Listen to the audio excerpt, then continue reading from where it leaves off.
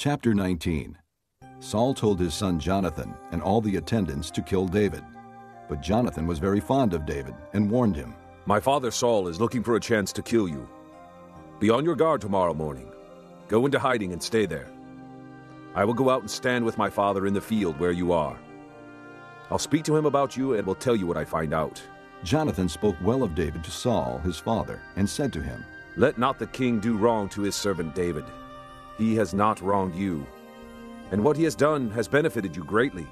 He took his life in his hands when he killed the Philistine. The Lord won a great victory for all Israel, and you saw it and were glad.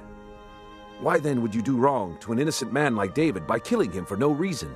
Saul listened to Jonathan and took this oath, "As surely as the Lord lives, David will not be put to death." So Jonathan called David and told him the whole conversation.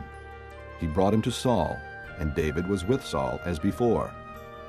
Once more war broke out, and David went out and fought the Philistines. He struck them with such force that they fled before him. But an evil spirit from the Lord came upon Saul as he was sitting in his house with his spear in his hand. While David was playing the harp, Saul tried to pin him to the wall with his spear, but David eluded him as Saul drove the spear into the wall. That night, David made good his escape. Saul sent men to David's house to watch it and to kill him in the morning. But Michal, David's wife, warned him, "If you don't run for your life tonight, tomorrow you'll be killed." So Michal let David down through a window, and he fled and escaped. Then Michal took an idol and laid it on the bed, covering it with a garment and putting some goat's hair at the head. When Saul sent the men to capture David, Michal said, "He is ill." Then Saul sent the men back to see David and told them, "Bring him up to me in his bed, so that I may kill him." But when the men entered, there was the idol in the bed, and at the head was some goat's hair.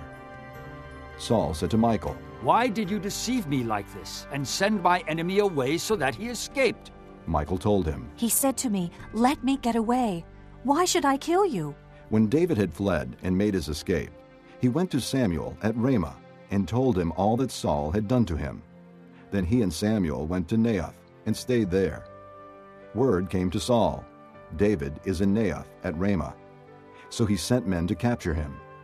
But when they saw a group of prophets prophesying, with Samuel standing there as their leader, the Spirit of God came upon Saul's men, and they also prophesied. Saul was told about it, and he sent more men, and they prophesied too. Saul sent men a third time, and they also prophesied.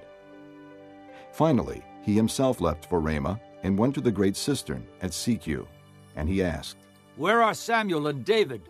"Over in Naioth at Ramah," they said. So Saul went to Naioth at Ramah, but the Spirit of God came even upon him, and he walked along prophesying until he came to Naioth. He stripped off his robes and also prophesied in Samuel's presence. He lay that way all that day and night. This is why people say, "Is Saul also among the prophets?"